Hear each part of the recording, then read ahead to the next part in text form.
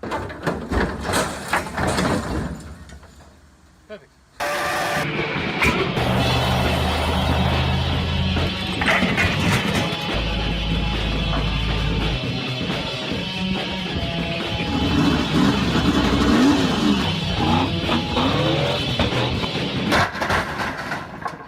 Perfect. Okay, so today's the first day of this fresh wagon build. So pretty much pull the diff out, pull the tail shaft out, pull the gearbox out, new gearbox in, get new uni joints put in the tail shaft and the new yoke on the front half of it, new diff in, plumb in the brakes, new master cylinder, take it for a test drive, check everything works, then back in here, back up in the air, and by then I should have ironed out the front end setup. So it's going back to R31 lower control arms, S13 knuckles and R32 GTR brakes, hopefully all stuffed under a set of TI wheels. Got a little bit more figuring out to do with the brake discs and calipers themselves, but looks pretty promising. So first step, pull the tail shaft out. I need to go take this down and get new unis put in because I'm garbage at doing unis, and then we'll drop the diff out, drop the gearbox out and go from there. So it's pretty late in the day today, and today's the first day of the build essentially, so it's the Monday the 3rd of February, and this thing needs to go on the 13th of February, so 10 days. Shouldn't be too hard, provided I don't have any massive snags, but you never know what kind of curveballs these old pieces of garbage will throw at you. So I'm going to get stuck into pulling the tail shaft out, run that down to the tail shaft shop and go from there. Okay, so I got the tail shaft out yesterday. That's down at the shop to get the new uni put on and the new yoke. So my rest of today's jobs are remove the diff and then remove the transmission. So it shouldn't be too hard. I've done both of these things on my channel before. Well, I don't think I've removed a diff, but I mean, it's not that hard. Take out the sway bar, take out the lower arms, take out the upper arms, disconnect the brake, disconnect the tail shaft, disconnect the shocks, disconnect the panhard, and it all falls on your head.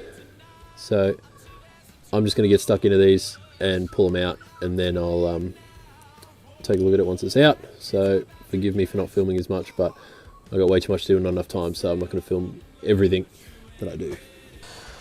Alright, so the diff is out. I was lazy and didn't want to disconnect this from the top, which means it's exceptionally difficult to get that bottom mount off. So on the other side it just came straight off, no worries. I could move the diff forwards, drop the mount off the back, and it was all good. But obviously because this panhard mount, that one was garbage, so disconnect from the top.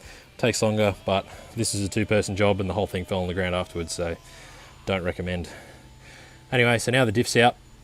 We'll pull it out, strip it down. So these brakes will likely end up on my cousin's R31 we built for him over Christmas, and all the lines, the hard lines, will end up on the new fancy diff. So I think maybe RB Factory's got some adjustable uppers for me too, if I give him another day or so when his lathe's fixed.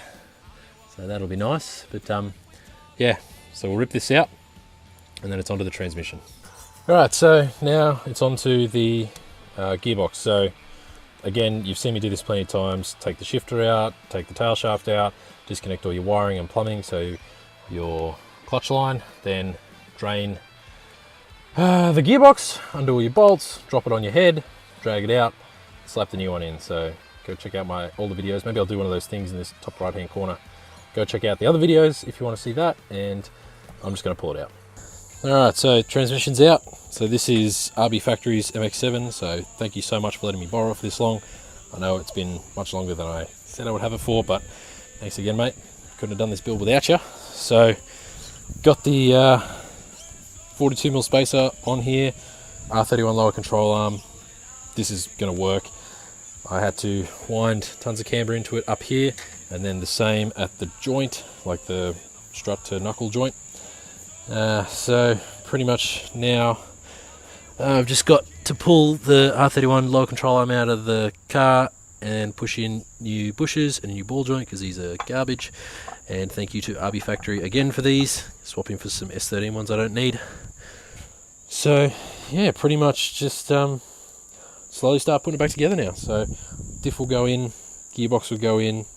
Got to get the tail shaft back tomorrow.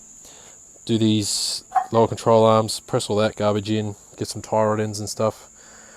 Put in installed, and just got to changed up some wiring on the transmission harness. So Luke came through and helped me out by wiring up the reverse lights, but we wired it into the wrong switch because I have no idea what I'm doing.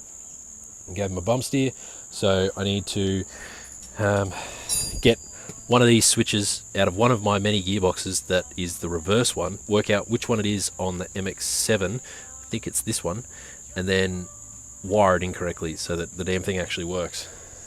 And then make sure that Luke's wiring is correct, because they've got like two different connectors, and I told Luke to put the connectors around the wrong way on the harness that he made, so I might have to get him around and get him to swap them.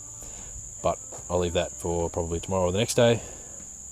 And then we've got the super fun job of plumbing the intercooler. So the idea with that is I've got a RB20, I think, crossover, and then what I want to do is similar to like a 34, or actually even the Stagia, where they've got like a bulkhead pass through down here. So there's nothing I can do about that, so I might have to get creative and come around here or something. Sorry about the light, can't do much about that right now.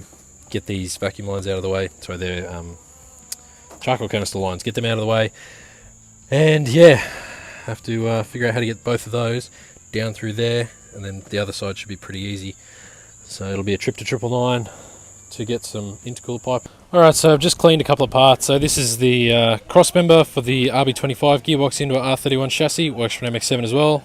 That's the output shaft covering thing, sorry about the radio, and then the two sway bars. So I just gave them a quick degrease and a bit of a scrub and a hose, and they come up passable. They're all covered in transmission fluid because it leaks like a sieve, or the old one did anyway.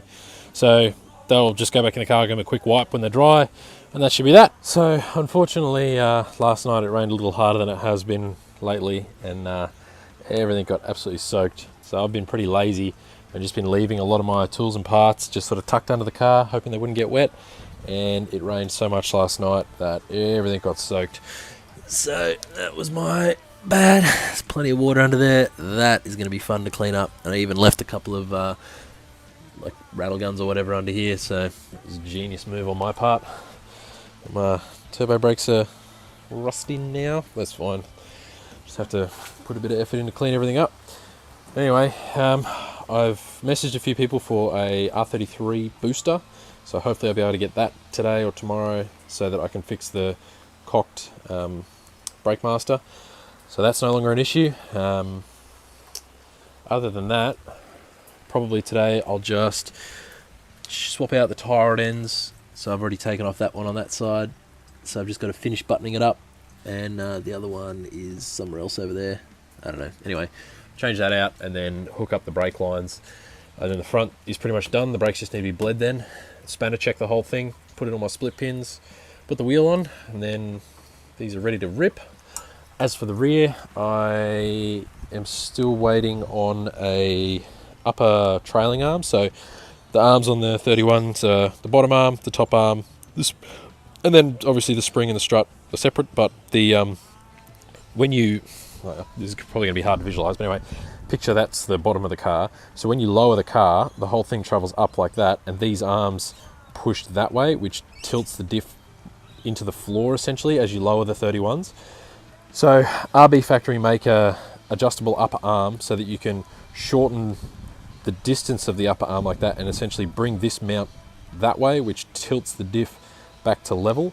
So while I've got it, like I didn't plan to buy these or anything, but I was speaking to RB Factory the other day and he said that he might actually knock some out this week. So if he does, I've already got it all apart, I may as well put them in. So with any luck, he'll message me either today or tomorrow. I'll be able to go pick them up from him. Then hopefully the rain will stop. I think today's Thursday, it's supposed to rain all day today.